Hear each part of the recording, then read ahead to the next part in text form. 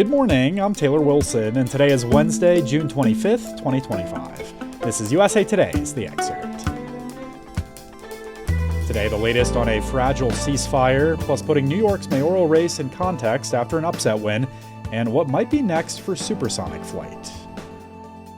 President Donald Trump tried to keep a ceasefire between Israel and Iran in place yesterday as reports emerged indicating the U.S. attack on Iran's nuclear facilities over the weekend was not as successful as he initially claimed.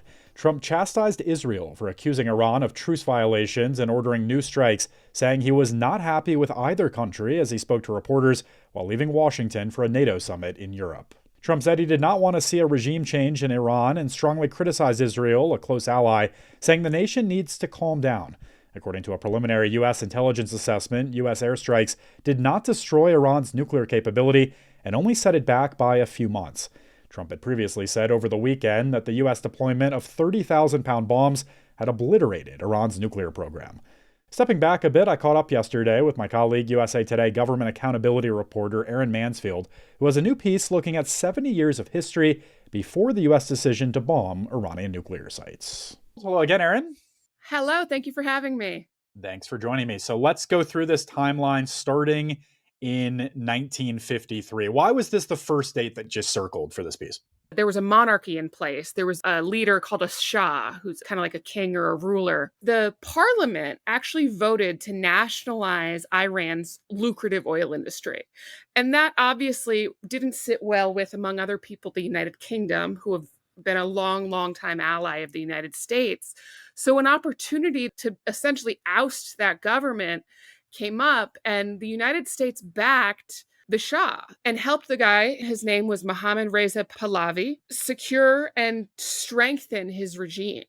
And this was a big marker of the United States and Iran being allies, and it was one of the last times it happened. So fast forward about 4 years, we have Dwight D. Eisenhower. He served in World War II, which the United States famously dropped nuclear bombs. And he came up with this program called Atoms for Peace. He understood the risk that nuclear energy was posing, and he was trying to get countries to be our allies and teach them how to use nuclear technology in a positive way. So what essentially happened was the United States trained and provided materials to Iran so they could develop nuclear technology. It's so fascinating. I think a lot of folks really are not aware of that development back in the late 50s. And of course, the Iranian Revolution, if we fast forward a few decades further in 1979, Aaron, really formed this new version of Iran that still exists today, right, to some extent. How crucial was the Iranian Revolution toward, I guess, defining what the U.S.-Iran relationship has looked like in the years since? The revolution, from an American perspective, was really a pushback on the United States' attempt to help prop up a monarch. What happens is the Shah tries to remove a high-ranking religious leader. He's known as an Ayatollah. His name is Ruhollah Khomeini. And this was something that was kind of a breaking point for the Iranian people. They decided, we're not putting up with this anymore. They start a revolution, and they establish what later becomes the Islamic Republic of Iran. The gentleman who the Shah tried to oust becomes the supreme leader, which in Iran is higher than the president. And one of the big things about this new regime is it's very anti-Israel. The United States has always been a staunch ally of Israel and vice versa.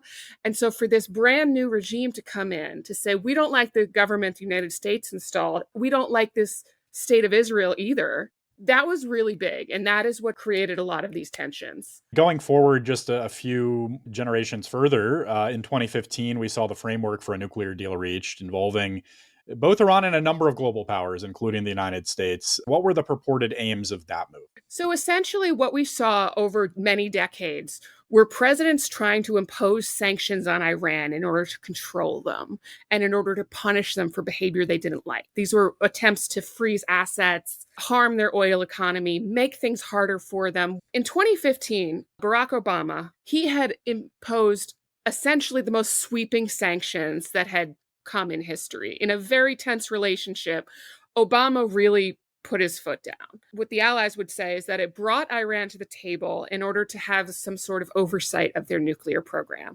So Obama, president of the United States, along with leaders in China, France, Russia, Germany, the UK, the EU. They reached a deal to put a lot of restrictions on Iran's nuclear program. And this was monumental. It was controversial, but for people who wanted a diplomatic solution to Iran's nuclear program, this was the best that they were going to get. And they were very, very happy. But at the same time, there was always Republican pushback. There were always people who felt that there should be more punishment. And so when Donald Trump comes into office 2 years after this deal, he withdraws the United States from the nuclear deal. He brings back sanctions, and he institutes a policy called maximum pressure, very similar to what presidents have done in the past, but building off the severity of what Obama did. And so that really sets in play what's going on. But what a lot of experts, historians, foreign policy observers will say is that all of this was set in motion actually in 2020. Donald Trump ordered a drone strike on a very influential military leader, and his loss was that much of a power vacuum for Iran. Anyone really just kind of reading the headlines over the last week or reading the news itself, I would recommend hopping into this piece and just kind of going through some of these events because it'll really give you a good course on just kind of what the last century has been like. Erin Mansfield is a government accountability reporter with USA Today. Thanks, Erin. Thank you. Zoran Mamdani, a 33-year-old Democratic Socialist state assembly member, upset mainstream Democratic politics, winning a New York City primary for mayor last night. With 96% of the vote counted, Mamdani led former New York Governor Andrew Cuomo 44 to 36% in first-place votes. And less than 2 hours after polls closed, Cuomo said he already called Mamdani to congratulate him on his historic campaign. Cuomo had led the polls by double-digit margins for months. The race served as the bellwether for the larger Democratic Party as the coalition seeking to repel Cuomo framed the choice facing New Yorkers as one between an older, moderate political establishment and a youthful, progressive vision for the party that lost the White House in November. A super PAC funded in part by former Mayor Mike Bloomberg and several major donors to President Donald Trump poured $24 million against Mamdani.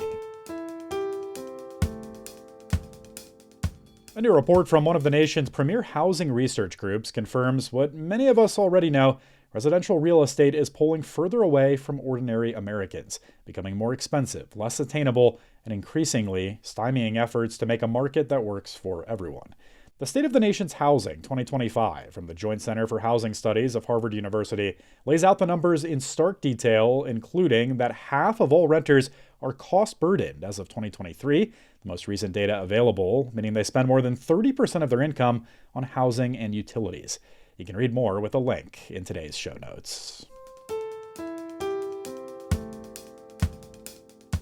Next month marks 25 years since a fatal crash to a supersonic Concorde flight before the entire commercial supersonic flight program ended a few years later amid economic troubles and other issues. I spoke with USA Today consumer travel reporter Zach Wichter for a look back at Concorde and what might be next for supersonic travel, a topic Zach explored in his cruising altitude column out today. Hi, Zach. Hey, how's it going? Good. Thanks for hopping on. So let's just go back to the Concorde and this just really revolutionary aircraft and era. How mind-blowing was the Concorde? What made it special? It was really revolutionary. It was designed mostly in the 1960s. It went into service in the 1970s and flew primarily between New York and two destinations in Europe, London and Paris, for a number of decades.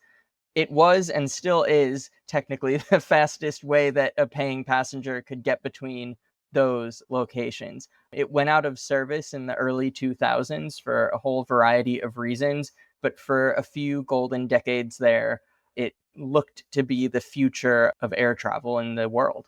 We read about this major crash that unfortunately happened back in 2000, Zach. Let's go back to that crash. What happened there? And were there any other incidents? I mean, what was the Concorde's safety record like overall? So that's one of the interesting things. It had a remarkable safety record. This one crash in 2000 in all of its decades of service was the only fatal crash of a Concorde at either airline that ever operated it. So in July 2000, there was an Air France Concorde. The plane was flown by both Air France and British Airways. Those were the only two airlines that ever operated it in supersonic flight. And there was an Air France Concorde that was taking off from Paris Charles de Gaulle Airport as part of a charter. it struck a piece of debris on the runway, which caused this kind of cascade effect that ultimately ruptured the fuel tank. And shortly after takeoff, the plane crashed and everyone on board was killed as a result.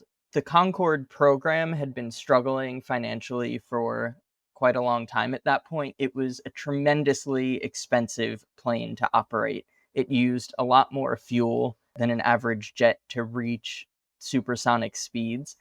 And the airlines that operated it really had trouble turning a profit, even though tickets were extremely expensive. And so after this crash, the planes were grounded for a period of time at both airlines while the investigation and safety reviews were conducted.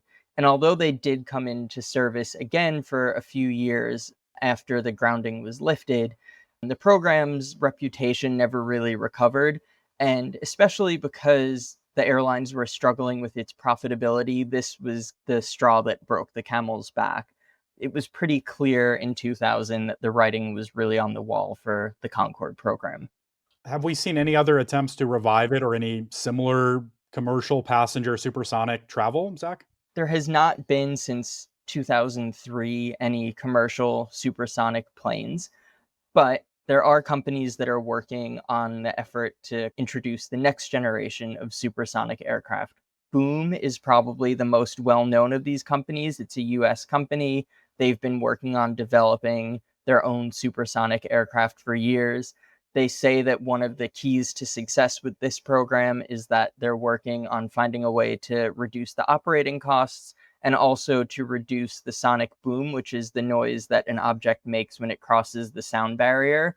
And while they've made some progress and have flown some test missions, they still haven't flown at scale, which is to say that they've flown smaller versions of concept planes, but they don't have anything at the scale that they would produce for commercial flight. And so it remains unclear what the future or what the timeline for the next phase of supersonic flight is. Again, this is something that people are working on. There's definite interest in bringing back supersonic flight. It's just not clear how or when it's really going to become viable just because of the economics.